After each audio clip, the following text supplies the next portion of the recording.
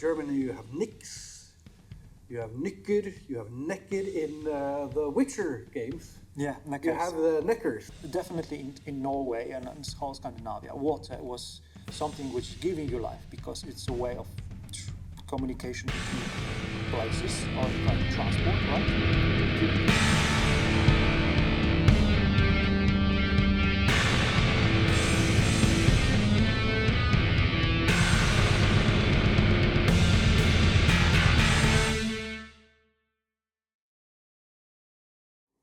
Hello and welcome to Drawn from Myth, episode 6, I think we're on.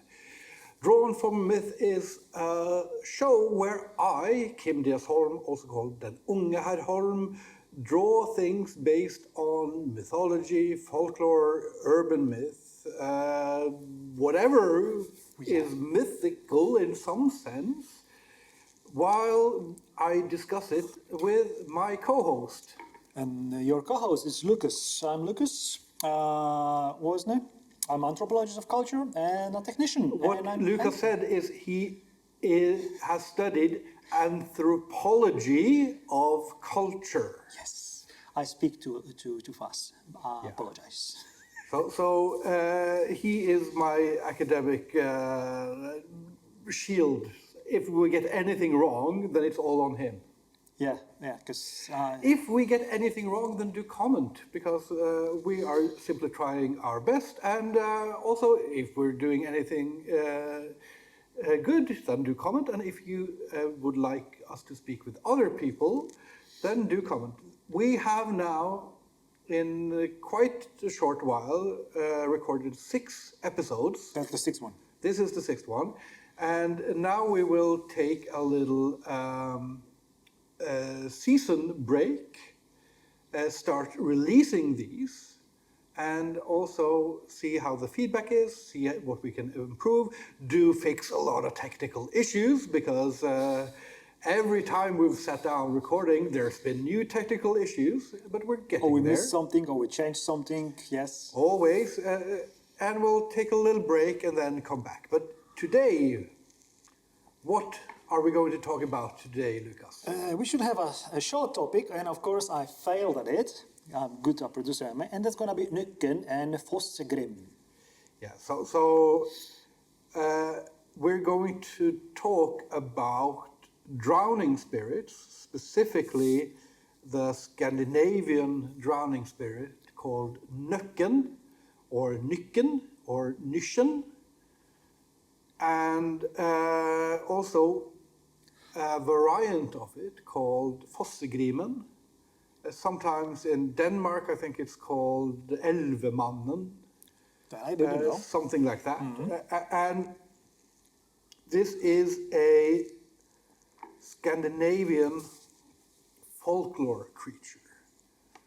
And it's a little bit hard to pin it down, because in modern times, Norwegians have a very clear image of Nøkken. And that image is the drawing by a fantastic artist, Theodor Kittelsen, of 2 eyes gleaming at you from a dark forest pond. I just have it now in my mind. Yeah, and it's a fantastic image. I've done my homages to that many times. I thought I'd do something slightly different this time, but we'll see. And that is sort of set as, this is what Nøkken is. But is it? Going back historically, no, maybe it's not. And this is one of the points we get back to all the time. Myth isn't easy to define and put into categories. It is like the waters where Nøkken drowns you, it is fluid. And it's it not ripples. set in stone. It's not set in stone. It's more set in water. Yes. Yeah. So yeah. But should we start with... Yeah, you're from Poland. Yeah. When did you first hear about Nøkken? Here. Yeah. because when I was studying Nøkken wasn't part. My master thesis was about all Scandinavian culture. All Scandinavian culture. Yeah, it was pre-Christian, so it was Eddas, both old and new, but the poetic and prosaic. But Nøkken wasn't there. No? Water was there, for sure, but Nøkken not. Nøkken for me appeared when I came here and had more to do with art from Norway than I had before. I knew Kittelsen because a lot of He's musicians popular were in black using. metal. Yes, of course. So that's like a motif there, but a motif, but like something is used. But I haven't heard about it about Nøkken or Fossegrimen. But I heard about other spirits of the water, like Rusauka, for example, which is very similar, although not exactly the same, because the Scandinavian spirit of the water is a bit different than just a simple, I don't know, revenge story or, yeah. So I probably first heard about Nøkken as something that adults and old people would say, be careful about Nøkken, but they would say it jokingly to be careful about water. The warning was real, but the monster in them was not. And then, of course, I got introduced to the Nøkken image by Kittelsen, which is magnificent. I absolutely love it. And Kittelsen is a huge influence on my art, which is why I will try to avoid doing Kittelsen right now.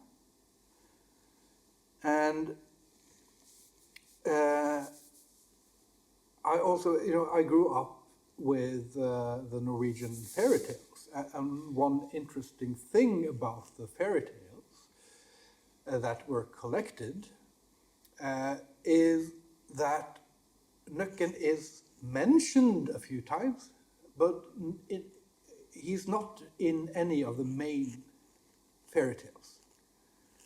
And with fairy tales, we often talk about stories that are based on sort of a norm of a story. It's a story that travels around. We have a few fairy tales that you only find a few places, like the Billy Goats and the Troll is very local. It's a local folklore, Yeah. which is, and the story is a part of it. But in Norway, we also have things called sein or sagn, which are often more of the local stories that they might be rooted in some sort of storytelling, but they more seem to depict something that happened locally. Mm-hmm. And there we find a lot of Nøkken stories about someone either getting sort of spellbound by the water and sitting a lot by the water and then disappearing, or hearing music and being drawn to it and then disappearing or barely escaping, seeing a white horse, often, sometimes gray, but often a white horse. Yeah. And when you get up on that horse, you can't escape. No, and the horse takes you and drowns you. And this sort of puts Nøkken in relation to a lot of the other water horses of European folklore and mythology. Like in the British Isles, you have the Kelpie. You also have, what's the one that's so incredibly morbid? Nykkelevi. What mythology is this? This is, I think it's Færøyen or Oh. No, it's not Færøyen. It is closer to the British Isles. Nykkelevi is sort of like a Kelpie, a water horse, but it is skinless. and kind of grotesque, magnificent. And all around Europe, you have both these water horses, and you have words that are related to Nøkken. In Germany, you have nix, you have nykker, you have naked. In the Witcher games, Yeah, you have the neckers, and they are, in a sense, Nøkken. Yeah. But there are all these different varieties. Nøkken is also not just a water horse, but also associated with music. So sometimes Nøkken will sing and call for you. Or play a music on the instrument. Other times he will play instrument, most often a fiddle, sometimes a harp. And he can also teach you music. For what I know, let's start first. Before I gonna go to teaching stuff. For me, Nøkken, like as an anthropologist, is a being who came to existence of a need to describe the fear of water, which can swallow you, take your life away. And as well, because nothing in mythology or in life is simple, a gift from the water. Because definitely in Norway and in whole Scandinavia, water was something which is giving you life, because it's a way of communication between places, or like transport, right? Giving you food, because fish, and you can transport food on it, and it can take away your life. So for me, Nøkken is just in culture, as a thing in a culture, as a, let's say, meme, how it's supposed to be, is a being who personifies that kind of meaning of water in culture. And now how it is described here in the West Coast, for example, as a Nøkken, is someone who can drown you to the waters, keep you by the waters, and then when you're already there, take you in and take your life away. That's Nøkken. And now let's go back to, say, teaching you. I am not native to these lands, but for my understanding, that was Fossegrimen, not Nøkken. Yeah, regarding Nøkken and Fossegrimen, there's no real clear distinction between Nøkken and Fossegrimen. You have Nøkken tales, where Nøkken teaches you music, and acts sort of like the devil in the Crossroads story. So teaches you music, but at a price. More often, you have Fossegrimen stories, and the Fossegrimen stories are more often just about the musician getting taught the music by Fossegrimen, again for a price. But they also have some drowning stories. They are also drowning spirits. And we don't really know where, as far as I've seen, and I'm no expert here, we don't really know where the name Fossegrimen comes from, but Grim is one of the names of Odin. So thinking there might be something there. We have waterfall sacrifices described in sagas. We have Odin associated with poetry. Yeah. And the gift giving, the mead of poetry, which is Odin's Suttungsmjød, Odin's mead. so that's one possibility. And the biggest one is sacrifice for knowledge. Yeah. So you have some weird links there. And Fossegrimen seems to be mostly a separate thing from Nøkken, but also fulfilling the exact same role. So it might be also like with Odin having many, many names, might be simply different names as well. So can you shatter my image of those two beings? Because maybe they're not two separate beings. Because let me explain where I'm coming from. For me, Nøkken is a being who is either a horse, a white horse, or a beautiful man who is tempting and hunting by the water. Let me finish. Those who attempt to... I wasn't about to interrupt you. Attempt to go there, and he is using every single trick in the book to lure them to the waters. Let's, for example, one of those is taking care of the water lilies. And when the children are coming to pick the water lilies, they can be drawn to the water and then killed. But there is Nøkken, in my point of view, from my point of view, is the personification of the water, which is dangerous. Fossegrimen, on the other hand, is...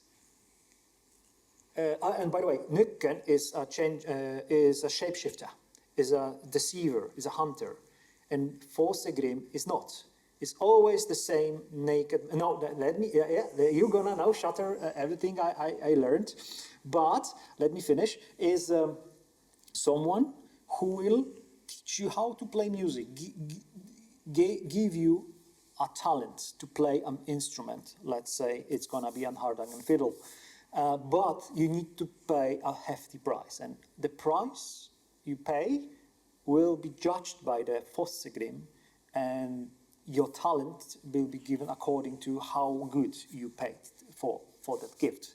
So, for example, it can be a white goat you need to steal from your neighbor, and you need to give it to the Fossegrimen. And if you did it everything correctly, your music you're gonna play, it's gonna be not from that earth. Now, please correct me. The thing is, I don't know if there's so much to correct, except that you are probably drawing the lines too rigidly. Yeah. Because there are stories of Fossegrimen shapeshifting. There are stories about Nøkken just as a naked man giving you music, teaching you music. In the name Fossegrimen, you also have a dozen other names, including Fossekall, the call of the fall, of the waterfalls. Which is our national bird in Norway. It's a tiny little bird that likes to fly near waterfalls and does make music. And that is somehow also associated with Fossegrimen, in that Fossegrimen is sometimes called Fossekall as well, because he calls you to the waterfall. The more you know. And the very clear distinctions between, like with most these monsters, the very clear distinction comes in the 18th century or 19th. You mean the romanticism and like reinvention of the folklore? Yeah, with when the folklore gets collected, then people think that, yeah, we have to do like Carl von Linné and write down each species of folklore, and each has to be separate, and you have to really go all in and classify each Fossegrim and each Nøkk and each Draug and all those different things. Then you have to find the unique thing, the separate that species from the other species, and you have to categorize it, and you have to mark it on maps.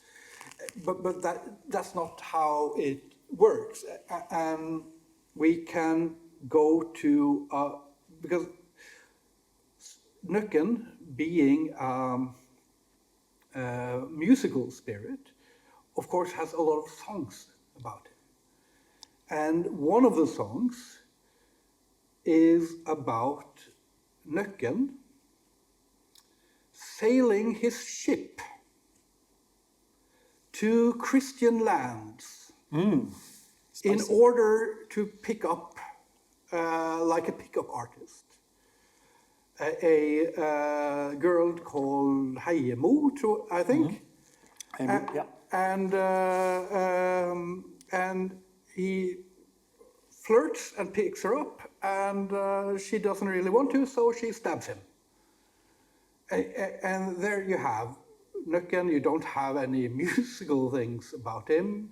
He is on a boat, he is on the sea, he comes from a different land. There's nothing there that suggests a water spirit for ponds. This is simply something different. Then you also have one that's called Villiman and Magnil. So Villiman, the wild man, and Magnil, a woman's name.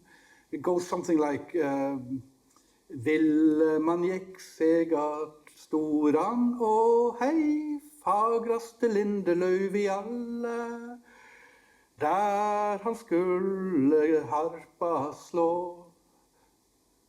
Med de runene det lyste å vinne. And it repeats these lines over again. So what I sung was Villiman, the wild man, went to something like the big river. And then comes a sentence that's repeated again and again. Hei fagraste lindeløv i alle, the most beautiful linden trees of all, or something like that. Or maybe it's seems to be some sort of memorial statement of some sort, so beautiful trees. It's totally different than any. And then comes the line that Villiman would strike his harp. And with those runes, he would win. And in these songs, which are medieval ballads, runes are basically the word for magic.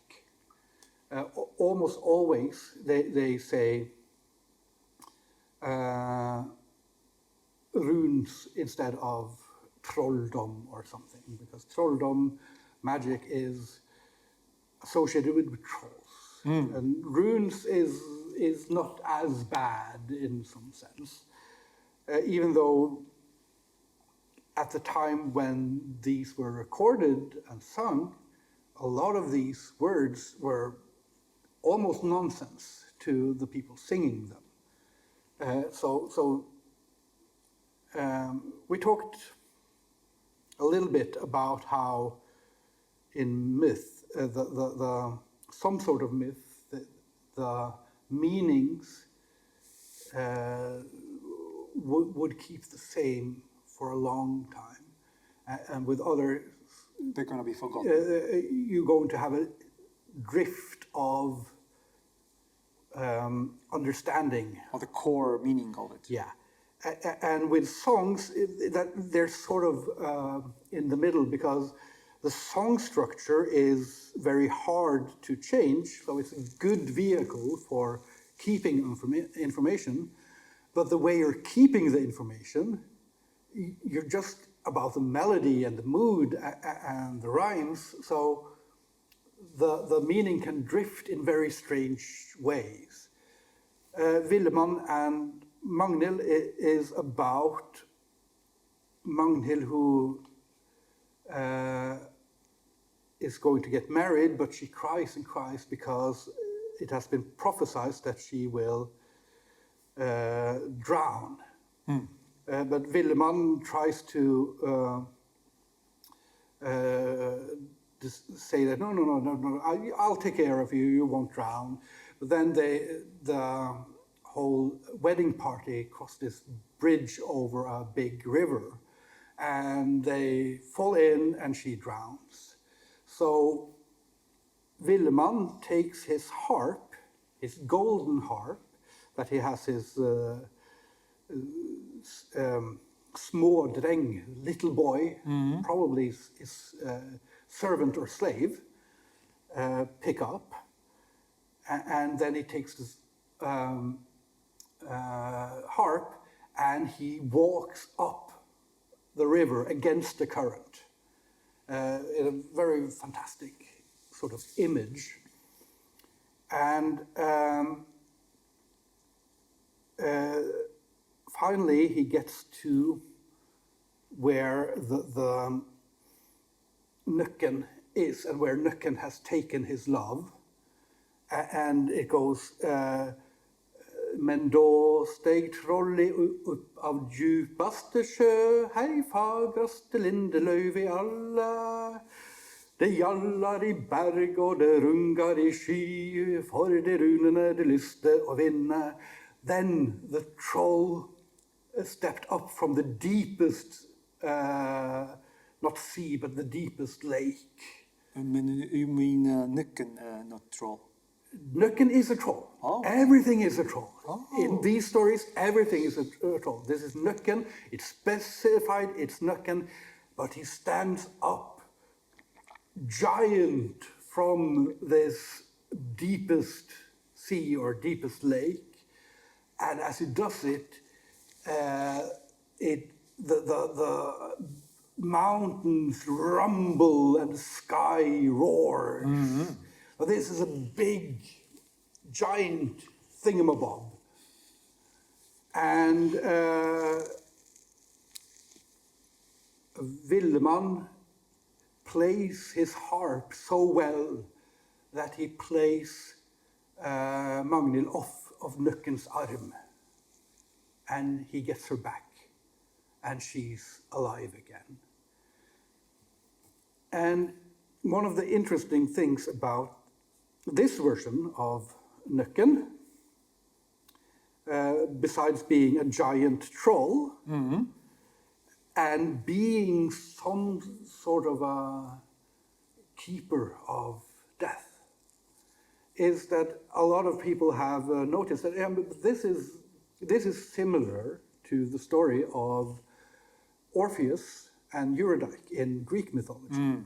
So you have these lovers, one who is fated to die, and then you have the hero going to a sort of afterlife, which involves a river, and then getting his love back, except in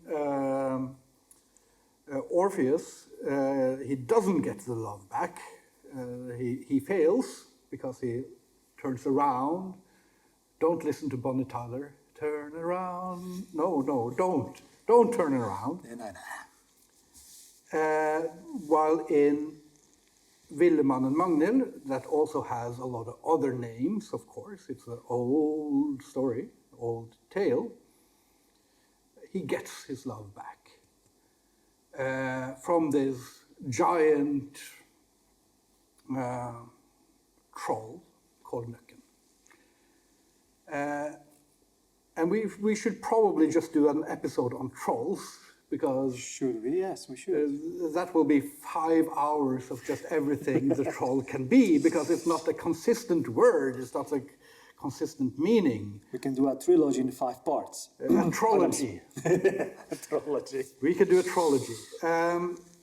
But when people noticed that Magnil and Villiman and Magnil seems like a similar tale as Orpheus and Eurydice. Since this was a medieval tale, a much later tale, then the logical thing is, of course, Orpheus must have inspired that tale. And now I'm going to go out on way thin ice, and going to say things that I don't have any sort of academic backing for. But I find it much more reasonable that these stories, if they are related, that they are related not because Orpheus inspired that medieval ballad, because then I think they would have just called it Orpheus.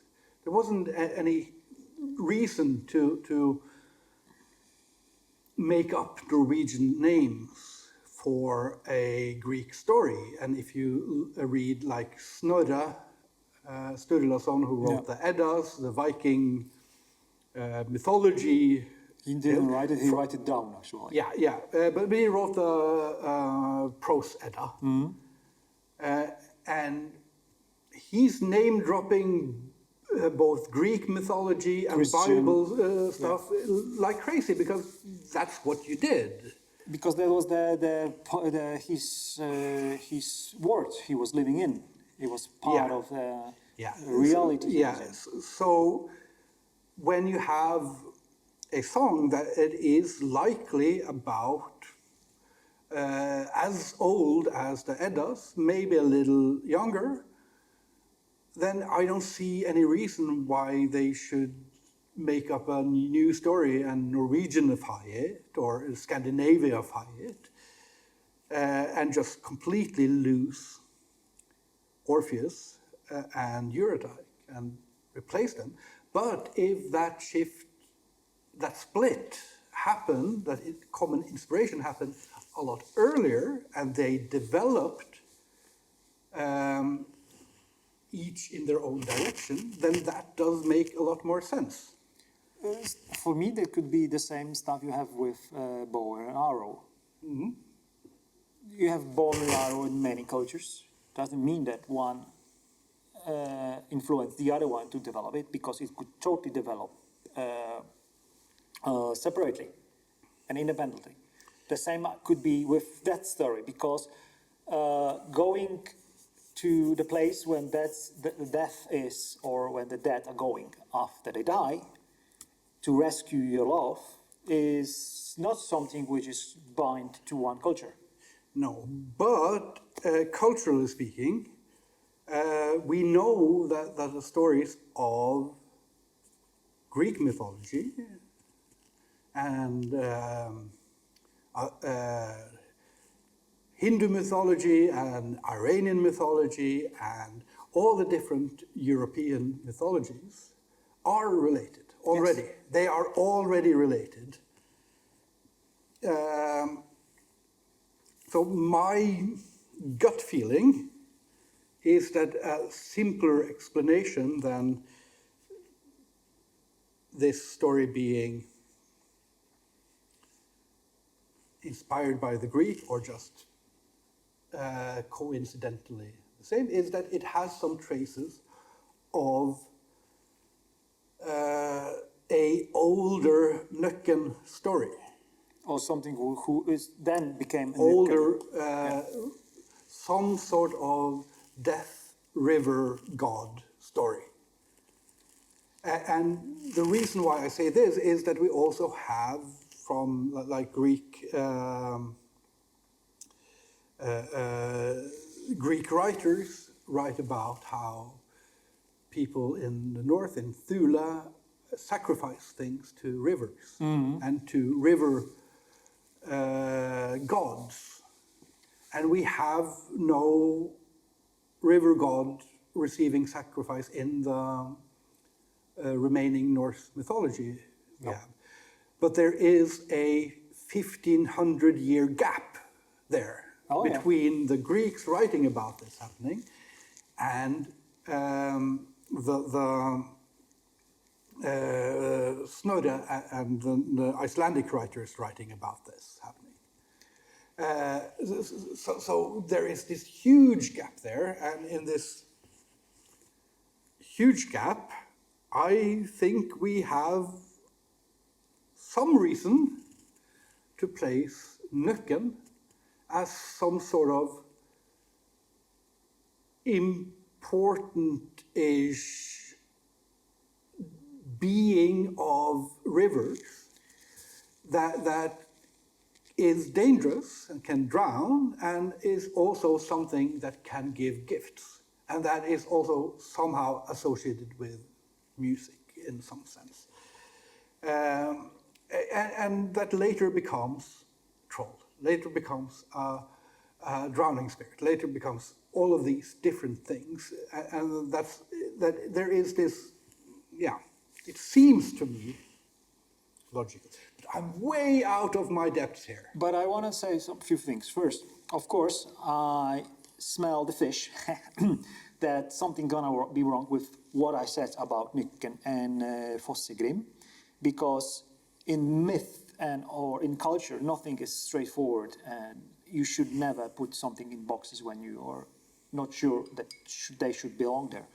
Even in like evolution, revolution, you cannot put something in a like straight box, because that's something's gonna escape there. What I'm saying is, what was done during Romanticism, so 19th century, to try to find out the roots of our culture, like the where we belong to, right? When you have from one side roaring, like coming industrial revolution, people are displaced, move out from the place they lived. Let's say your whole family for generations were bound to land. Mm-hmm. And all the stories you told by the winter fire, right? About, for example, Nøkken or Fossegrimen or trolls or Rusauka or whatever else. And then you move out and you have people who try to go around, gather the stories, like the Grimm brothers or whoever else. And you try to find out where is the meaning of your life when you are now in this industrial and scientific revolution, and we want to go back a bit back, right? We want to find out where we are, and we try to categorize, because that's how we work now. We need to categorize everything, and we're forgetting that these stories didn't exist in a huge spectrum, like the whole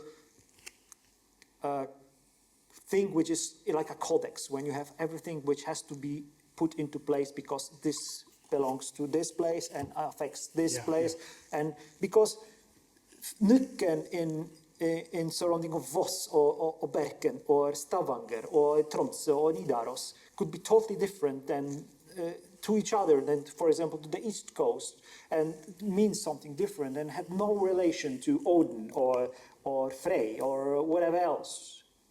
And we totally forget about it, which we, I think, at least in the 19th century, and a lot of people now try to every single time categorize everything. And we forget that this is not how the myth or the culture works.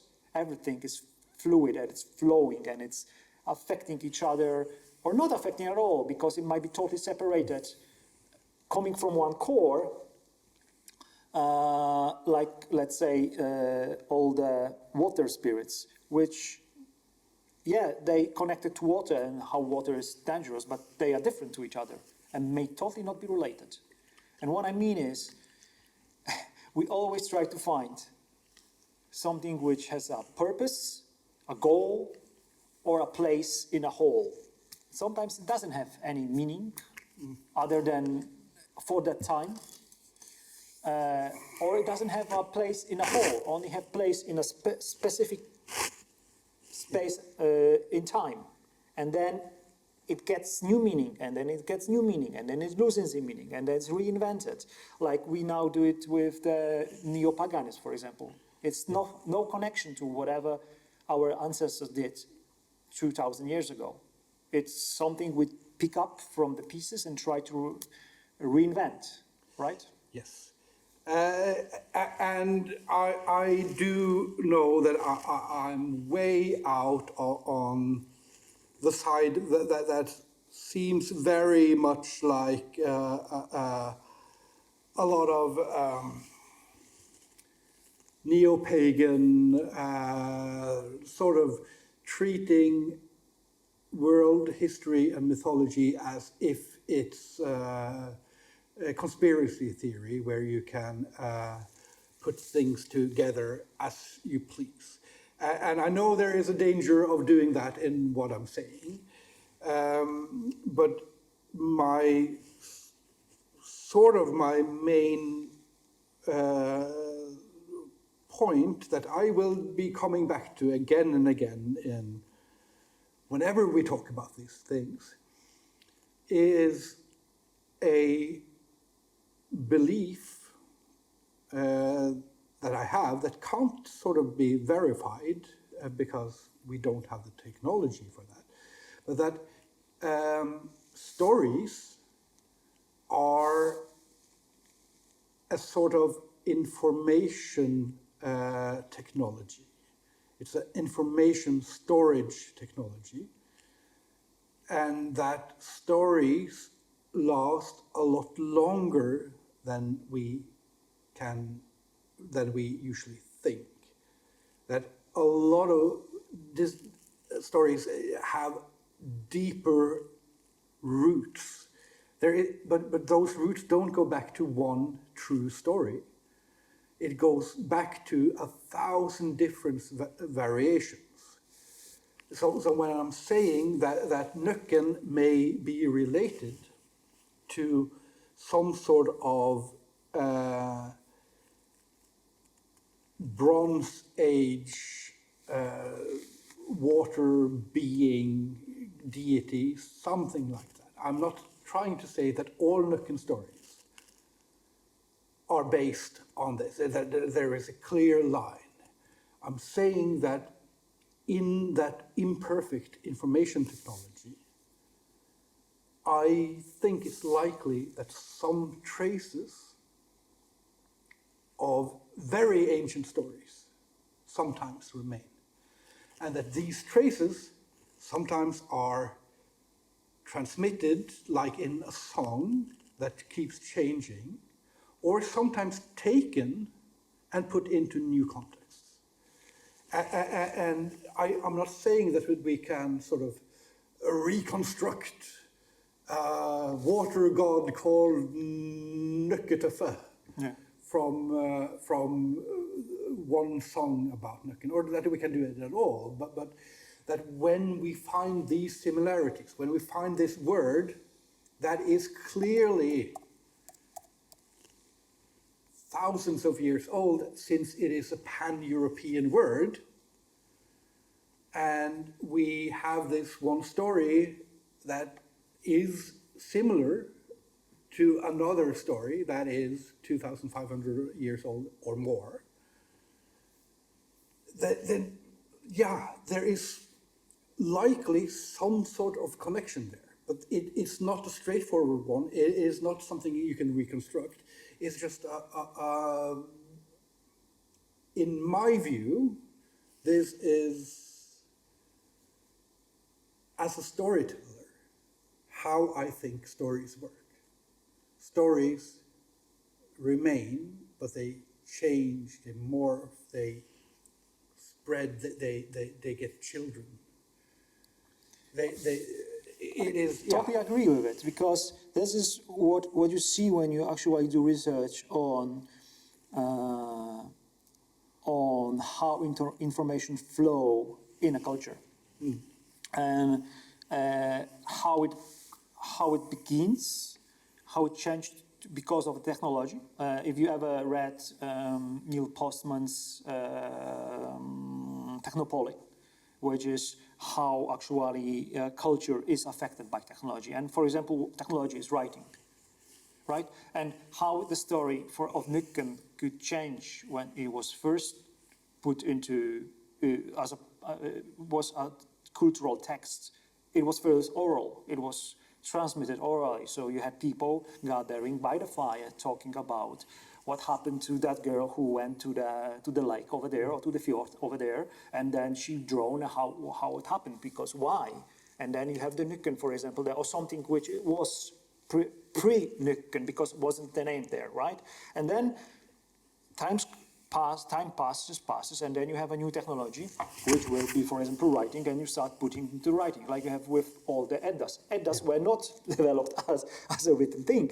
They were they were moved from place to place by word of mouth, who put them on places where people who wrote all the texts for the Codex Regius, so the Poetic Edda, and then you have Snorre Sturluson who put to the Prosaic Edda, right? So this is just a point in time when you take a story and you put into new technology, which is going to be now paper writing, and then it was typing, and then other technologies. And every single time during this period, this story can change because of the context, for example.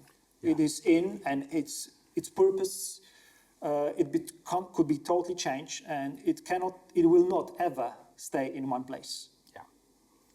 Yeah, that's sort of the same I'm talking about. Yeah. These types of changes are really weird and radical sometimes. So you have a sort of a classic example is the theory that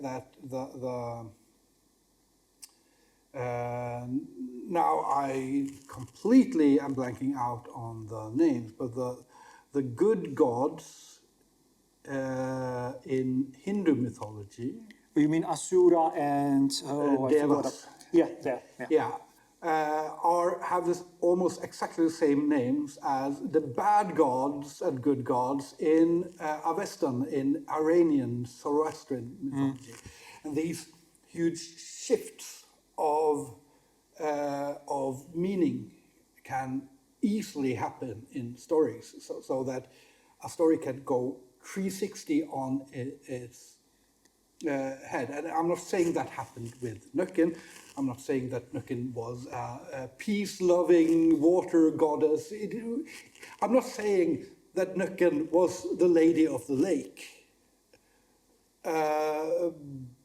But there might be some traces of these kinds of stories regarding sacrifice to rivers, sacrifice to bogs, and getting gifts back, something to do with music, something to do with drowning, and that is tiny trace that is not in all stories about Nøkken, but might be in the story of Villiman and Magnil. And now I have drawn my Nøkken. And I wanted to say something to finish it. For me, this sounds like you have all these changes in culture when it comes to storytelling. In Scandinavia, it will be Vana and Asir. In India, it would be Asura and Deva. Then you're gonna have Titans and the Olympians. Then you're gonna have Fomorians and Dana.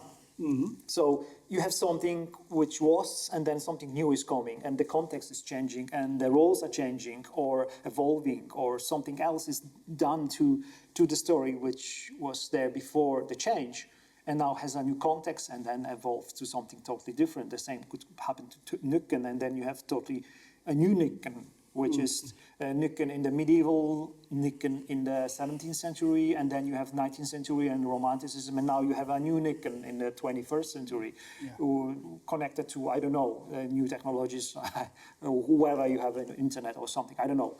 It's going to be a new context given to a spirit who should either give you gifts or take you away. And I think we're finished with this episode, which means that we've done 6 episodes. We will start releasing them and have a little break while we figure out how we can get better for the next 6 episodes or so. That's why you need to comment. So that's why you need to comment and subscribe and go to my website, Lukas Holm, and buy all the art. And do all that stuff you do to support, because I've had a lot of fun filming these 6 episodes, and we have too many ideas for other episodes, and also we have too many smart people who actually know stuff, unlike us, who we want to talk to, and this is a fun thing that we hope to do again. So I hope you enjoyed it, and Yeah. Thank you. Thank Goodbye. you. Don't drown. Don't drown.